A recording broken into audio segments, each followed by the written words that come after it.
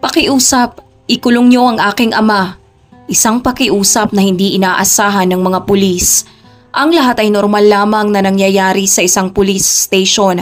Bilang manakbo doon ang isang bata at nagsisisigaw ng pakiusap, ikulong niyo ang ama ko, ay wala ni sino man ang nakaimahe sa tunay na dahilan ng mga salitang yon na sadyang gumulat sa mga taong naroroon.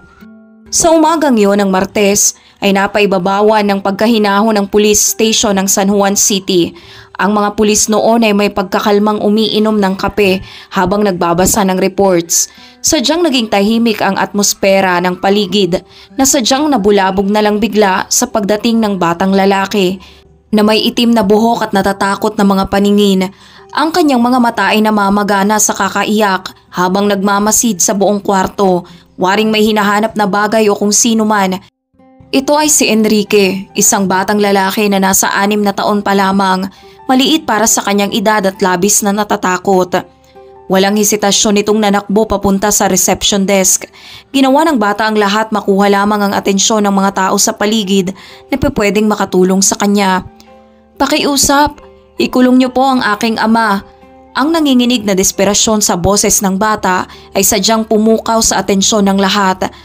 Ang mga police officers ay sadyang naguguluhan at nagkatinginan, sabay tingin ni Enrique sa mga pulis at ulit ng kanyang sinasabi. Pakiusap, ikulong niyo po ang aking ama. Ang isa sa mga pulis ay lumapit agad sa bata para ito'y pakalmahin. Okay lang yan bata, ligtas ka dito, huwag kang mag-alala.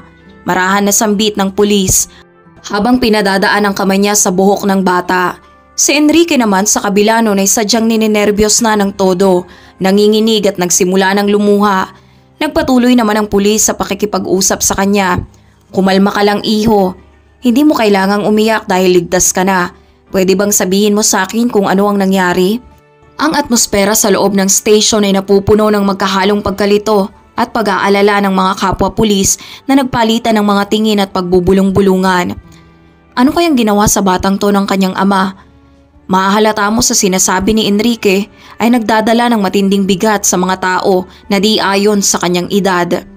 Ang pulis na si Mara ay nakaluhod pa rin sa harap ng bata at pilit itong pinapakalma. Tumahan ka na, nandito na kami. Si Chief Paulo ay bigla na lamang tumayo sa kanyang desk para masuri ang tunay na sitwasyon. Ang tingin niya may bahid ng pag-aalala para sa bata. Magandang umaga, iho. Bakit ba mag-isa ka at ano talaga ang ginagawa mo dito? Kahit na si Enrique ay napapaligiran na ng mga pulis ay labis pa rin itong nakakaramdam ng takot. Ang mga nababahalang pulis naman ay pumalibot na sa bata para mas makadama ito ng proteksyon. Ang Chief of Police sa kabila ng kanyang striktong postura ay nagpakita ng tunay na pag-aalala at biglang nagsabing, "Kaibigan mo kami. Pwede mong sabihin sa amin kung anong nangyari sa'yo." Si Enrique naman ay sinubukang tumugon pero ang boses niya ay naging utal-utal dahil na rin sa pagkalito. Kailangan niyang mahuli agad. Magagalit po siya. Gusto ko na pong malagay siya sa kulungan. Pakiusap po. Pagmamakaawa ng batang lalaki na nagbigay takot sa lahat ng nakapaligid sa kanya. Ang mga pulis at chief nang makita ang pagka-interes ng lahat ay napagdesisyonan na silang dalhin ang bata sa interrogation room. Halika, pumasok ka muna dito sa loob at pag-usapan natin niyang mabuti. Ang bata naman ay biglang kumalma at naupo na sa kwarto. Dito siya nagawang interogahin ng mga pulis. Ano ba yung ginawa ng ama mo sa'yo, Enrique? Sinaktan ka ba niya o may ginawa ba siyang mali sa'yo? Makikita mo sa bata na marami siyang nais sabihin pero hindi niya magawa sa hindi nito malamang kadahilanan. Si Daddy kung minsan ay nagagalit ng sobra. Ang tono ng bata ay humina sa dulo ng kanyang sinabi na nagbigay bakas sa pagkasigurado at espekulasyon sa hangin. Papanong galit? Ang tensyon na sumunod ay naging kapansin-pansin. Pilit namang inaalam ng pulis ang katotohanan sa nais sabihin ng bata.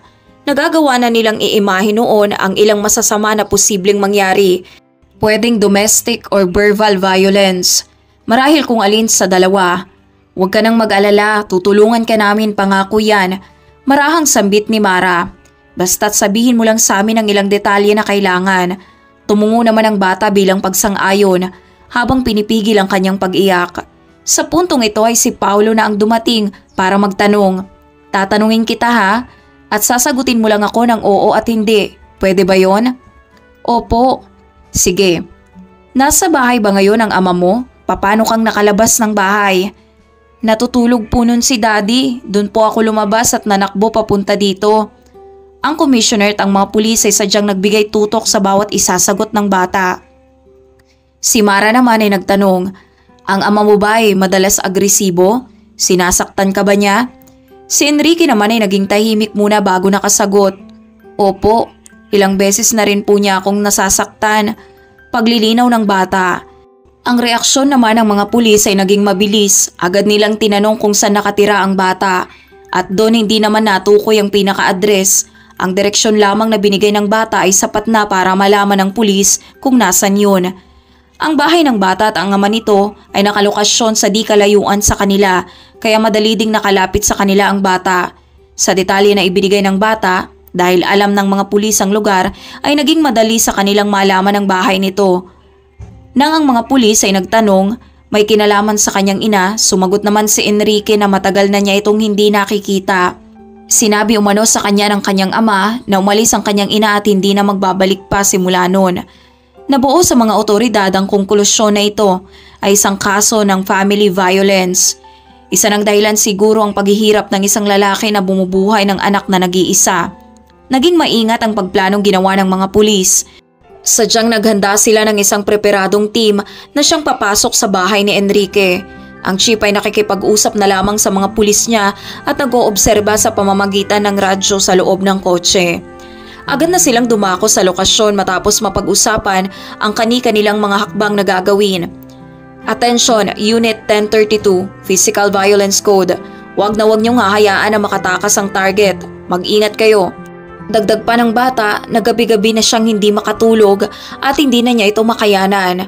Napapatingin na lamang ang mga pulis sa kanya. Ano ba yung laging sinasabi sa iyo ng ama mo na hindi mo makayanan? Lagi po siyang nasigaw at nagagalit. Kung minsan ay nagugulpi din po niya ako. Naging malinaw na kay Paulo na ang bata ay naging biktima ng isang bayolenteng lalaki na kailangang makulong at yun ang kanilang kailangang gawin. Sa kabilang banda, sa bahay ng bata ay natutulog pa rin ang kanyang ama na si Greg. Mahimbing pa itong natutulog sa kama nang bigla na lamang maalimpungatan dahil sa biglaang ingay ng sabay-sabay na nagparadang kotse. Ang lugar ay wala na sa ayos na sadyang ikinabigla ng mga pulis. Ang kahoy ng bahay ay halos kupas na at napupuno ng agiw ang paligid. Dinadamo na rin ang labas ng bahay na halata mong napapabayaan na. Hindi na rin nagdalawang isip ang mga otoridad na puwersahan na agad nilang sinira ang pintuan at nagsisigaw. Pulis to, lumabas ka dyan at magtaas ka ng iyong kamay. Si Greg ay hindi nakakilos pa nang harangin siya ng mga pulis. Agad siyang napusasan at naaresto. Hindi na siya nagpupumiglas pero pinipilit niyang mga tuwiran. Teka, anong nangyayari? Bakit niyo ako inaaresto? May karapatan kang manahimik. Dadaling ka namin sa istasyon. Sambit ng isang pulis. Wala naman akong ginawa na kahit ano. Pakawalan niyo ako. Ang anak mong si Enrique ay nasa istasyon. Nang madinig yun ay bigla na ring nanahimik si Greg. Nagawa na nilang mapapasok si Greg sa police vehicle. At nang mga sandaling yun ay labis siyang natigilan. Ano ang ginagawa ng anak ko doon? Sabihin niyo sa akin. May pagkatarantang tanong ni Greg. Sinabi naman sa kanya ng pulis na manahimik na muna at may papaliwanag sa kanya ang lahat pagdating sa estasyon. Biglang nilamon ang pag-aalala si Greg ng mga sandaling yun na wari mong bibigay na ang kanyang puso. Ang mga team naman ng mga pulis ay ganap nang nakabalik sa estasyon at ang atmosfera ng mga oras na yon ay sadyang napupuno ng tensyon. Nais na ring malaman ng mga pulis ang katotohanan. Pero pagbukas ng pintuan ay nasaksihan nila ang isang bagay na hindi nila inaasahan. Nabungaran nila ang isang lalaking payat bunga ng matinding malnutrisyon. Makikita mo agad sa imahe nito ang realidad ng hirap na kanyang pinagdaanan. Naisip nila na imposibleng masaktan ng lalaking yon ang kanyang anak sa ganyang kalagayan. Paano ang lalaking ito ay nagkakalakas pa ring gulpihin ang kanyang anak? Komento ng isang pulis na naroroon. Nang matanaw ni Enrique ang kanyang ama, ay ginawa ito ang isang bagay na sadyang nagbigay gulat sa mga pulis. Agad na nakbo papalapit ang bata sa kanyang ama habang nagsisisigaw, "Daddy!" at naluluha ang bata. Ang bata ay napupuno ng emosyon habang ang kanyang ama naman ay napupuno na ng luha. Nang dahil sa nasaksiang eksena, ang mga otoridad ay sadyang naguguluhan. Inakala ko na inaabuso ka ng iyong ama, tanong ni Chief Paulo sa bata. Maging si Mara ay hindi makapaniwala. Malayo ito sa inaasahan nilang mangyayari. Ang ama ng bata, na pilit pa ring pinoproseso ang sitwasyon, ay napasalita. Inaabuso? Anong sinasabi niyo? Bakit ba ako nandito at bakit ako nakaposas? Ano rin ang ginagawa ng anak ko sa istasyon niyo? Ang lahat ay nagkatinginan na waring nag-iisip ng kanilang pwedeng sabihin. Sa puntong yon ay nagawa ng magsalita ng bata gamit ang inosente nitong tinig. Pinakiusapan ko sila na hulihin ka, Daddy. Sambit ng bata sa harapan ng kanyang ama na napupuno ng pag-asa. Nakiusap ka na ipahuli ako? Bakit? Anong ginawa ko? Tanong ni Greg na labis namang kinakabahan. Napatingin na lamang si Greg sa kanyang anak at sa mga pulis sa paligid. Pilit na inuunawa ang pangyayari.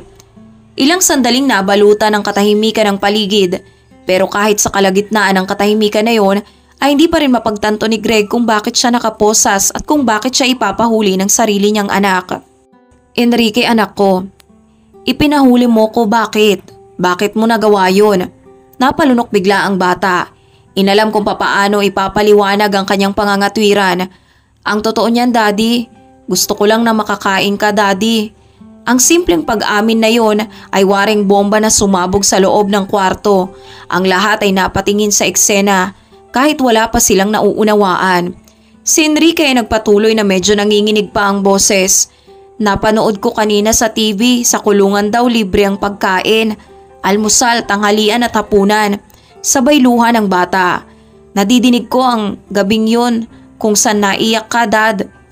Nasa kusina ka tapos pagbukas ng rep, nagtatanong kung bakit walang pagkain. Isinara mo na lang po yung rep nun at nagsisisigaw na lang.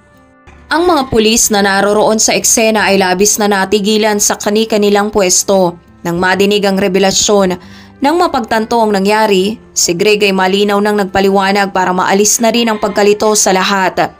Kung paanong hindi na siya kumakain, hindi lamang magutuman ang kanyang anak.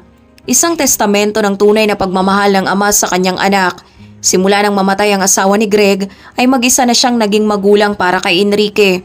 Nagawa niyang magsinungaling sa kanyang anak na ang kanyang ina ay umalis lamang at hindi na bumalik para hindi na isipin ng bata na magbabalik pa ito isang araw. Mas naging malala ang lahat nang mapaharap siya sa seryosong financial na problema. Lalo nang wala siyang edukasyon na natapos, kaya naman ilang buwan din ang inabot bago niya nagawang makahanap ng trabaho. Maliit lamang ang sahod pero ang lahat ay nilalaan lamang niya sa pangangailangan ng kanilang tahanan at kanyang anak. Ang isakripisyo ang kanyang sarili ang tangi na lamang niyang nagagawa.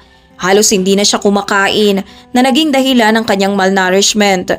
Sadyang tinamaan ang ama ng matinding desperasyon. Isang gabi nang makitang wala nang makakain sa rep ay inilabas na lamang niya ang kanyang frustrasyon sa pagluha at pagsigaw. Bakit wala nang pagkain? Bakit nahihirapan akong magpakaama sa anak ko? Hindi niya nalalaman na gising pala si Enrique ng mga oras na yon at palihim siya nitong pinagmamasdan. Dahil walang pagkain at para di mapuna ang gutom, ay nanood muna ang bata ng TV. Cartoon sana ang nais niyang panoorin, pero isang news report ang kanyang nabungaran kung saan pinag-uusapan ang sitwasyon sa loob ng kulungan. Ang bata naman nang madinig ang maayos na pagkain ng mga preso at agad niya yung naipasok sa kanyang isip kung saan ang mga preso ay nagagawang kumain ng tama 3 beses sa isang araw. At dito na nga nagsimula ang lahat. Nang manakbo ang bata papuntang station ay isa lamang ang kanyang nasa isip. Ito ay ang matulungan ng kanyang ama dahil alam niya kung papaano itong nahihirapan. Alam niya kung papaano ito nagsasakripisyo. Si Greg ay napaiyak ng todo at gayon rin ang mga pulis sa kanilang paligid. Maging si Mara ay naiiyak ng sobra sa pagmamahal na ipinadama ng mag-ama sa isa't isa. Agad kinausap ni Chief Paulo ang mag-ama na sumunod sa kanya sa sasakyan na agad namang sinunod ng mag-ama. Nagawang ihatid ni Chief ang dalawa pabalik sa kanilang tahanan at nangakong magbabalik ito dala ang tulong na kanilang kailangan. At hindi rin kailangang makulong ng daddy mo. Napakabuti mong bata. Isang oras ang makalipas, si Mara at si Chief Paulo ay ganap nang nakabalik sa bahay ni Greg at Enrique. Dala-dala ang ilang bags ng groceries. vitamins at ilang salapi na makakatulong sa kanila sa loob ng isang buwan. Nangako sila na gagawa pa sila ng paraan para sila matulungan. Dahil masyado silang naantig sa wagas na pagmamahala ng kanilang nasaksihan na hindi nila basta-basta mababaliwala lamang, walang ibang masabi si Greg at Enrique kundi pasasalamat. Dito nagsimula ng maging maayos ang kanilang buhay at kalusugan. Ang ilang pulis din ay nagtulungan para masaayos ang kanilang tahanan. Dito nadama ni Greg ang pagmamahal ng kanyang anak na sadyang tumagos sa kanyang puso. Ganon din naman si Enrique na sadyang binigyang halaga ang bawat hirap at pagsasakripisyong ibinigay ng kanyang ama dala ng labis na pagmamahal.